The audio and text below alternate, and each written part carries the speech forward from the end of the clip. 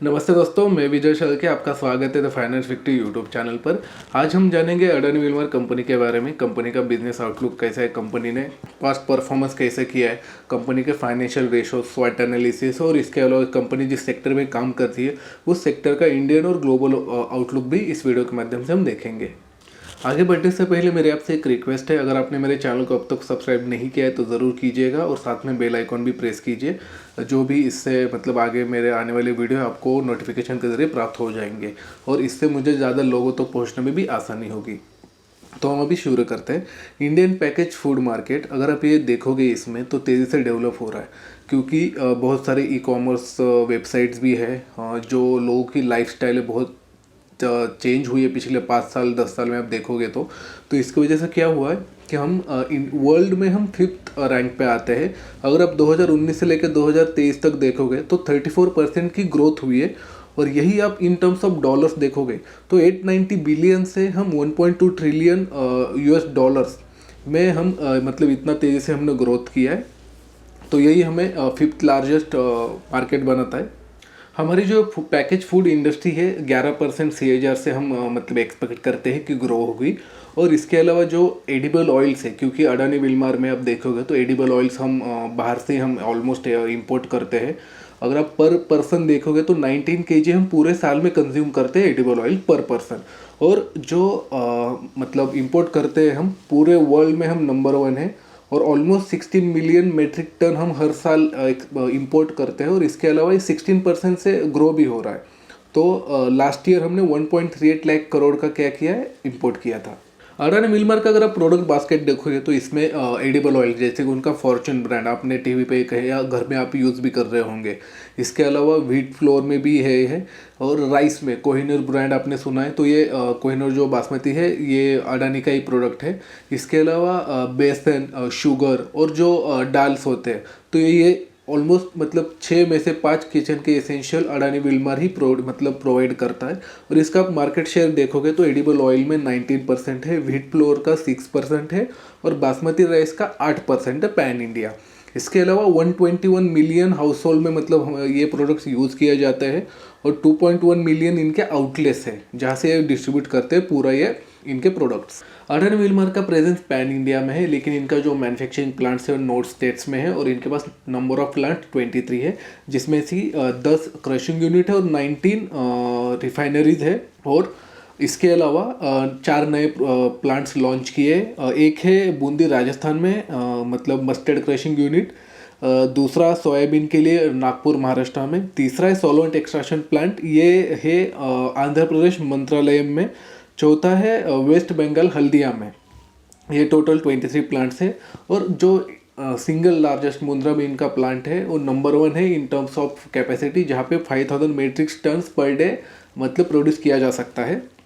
Adani Wilmer के product का अगर आप मार्केट शेयर देखोगे तो पंजाब एंड हरियाणा में 50% से ज़्यादा है और नॉर्थ ईस्ट साइड के जो स्टेट्स हैं उनमें 30 to 50% है। और बाकी महाराष्ट्र हुआ, महाराष्ट्र, राजस्थान और ईस्ट साइड के जो स्टेट्स हैं वो लेस देन 30 है और ग्रेटर देन 20% है। बाकी फिर सभी स्टेट्स में इनका 20% और 10% का आसपास मार्केट शेयर है।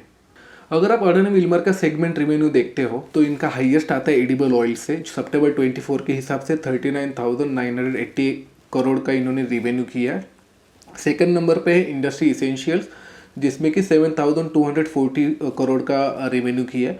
और लास्ट पे आता है फूड एंड FMCG जिसमें 5,668 करोड़ का इन्होंने क्या किया, रेवेन्यू जनरेट किया है। अगर आपने गौर किया होगा तो एडिबल ऑयल्स के ऊपर इनका ज़्यादा बिजनेस का रेवेन्यू है। तो एडिबल ऑयल्स में प्राइस में कुछ भी ज़्यादा चेंजेस हुए तो आपको सीधे उसके स्टॉक प्राइस के ऊपर इफेक्ट होगा इसका, क्योंकि अगर एडिबल ऑयल्स का अगर इंपोर्ट में ही हमें नहीं हुआ या उसके वहाँ से प्राइस बढ़े तो डेफिनेटली यहाँ से भी प्राइस इसका तय है। अगर वो प्राइस बढ़ाते नहीं है प्रोडक्ट का तो उनको लॉस होगा। अब हम देखते हैं कंपनी का स्वॉट एनालिसिस, जिसमें शुरुआत करेंगे स्ट्रेंथ एंड अपॉर्चुनिटी से।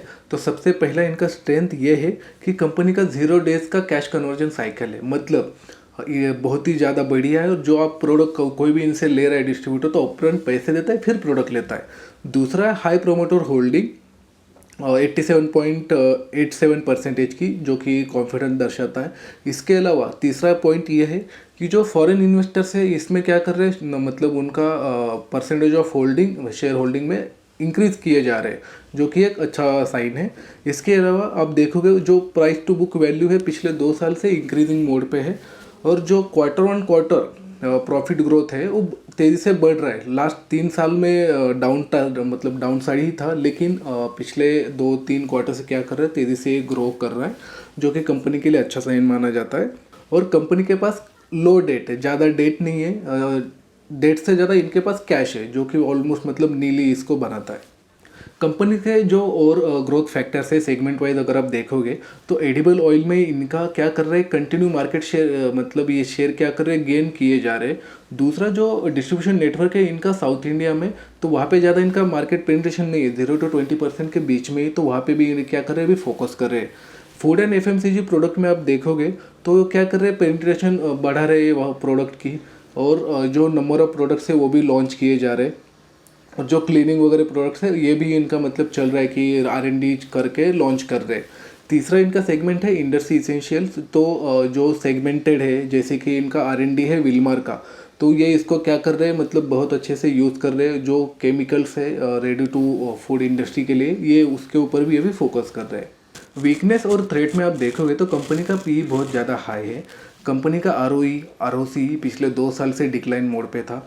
जो कंपनी के पास असेट्स है वो भी मतलब उस पर ज़्यादा इन्होंने रिटर्न नहीं बनाए, तो वो भी डिक्लाइन मोड पे है। रिटर्न ऑन असेट भी पिछले 2 साल से डिक्लाइन मोड पे ही है।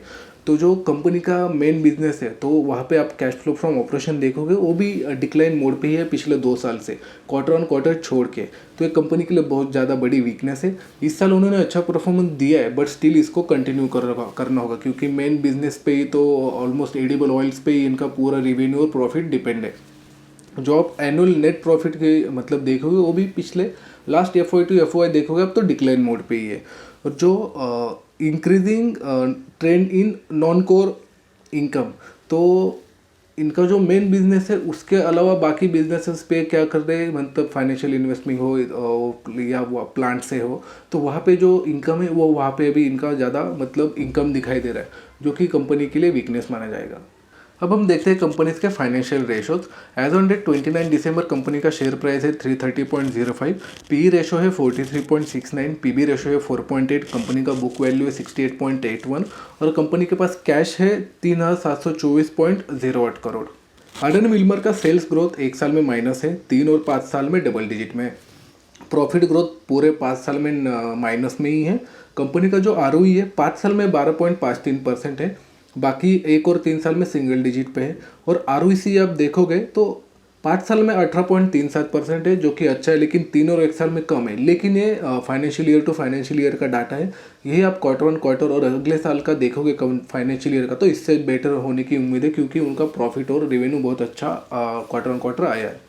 अगर आप शेयर प्राइस का टारगेट देखोगे तो KR चौकसी रिसर्च फर्म ने 29 अक्टूबर 2024 को एक्यूमुलेट का कॉल दिया है, और टारगेट रिड्यूस किया है उन्होंने 410 से 373। इससे पहले जो 6 अगस्त में रिसर्च पब्लिश की थी वहाँ पे उन्होंने 410 का टारगेट दिया था, लेकिन 2 महीने बाद उन्होंने क्या किया, रिड्यूस किया 373, करंट है 330, तो अपसाइड आपको 13.30% का है कैलकुलेशन वाइज। अगर आपको मेरा वीडियो अच्छा लगा तो मेरे चैनल को सब्सक्राइब और इस वीडियो को लाइक ज़रूर कीजिएगा, और साथ ही में वीडियो आपके दोस्तों और फैमिली के साथ शेयर कीजिए। Thank you.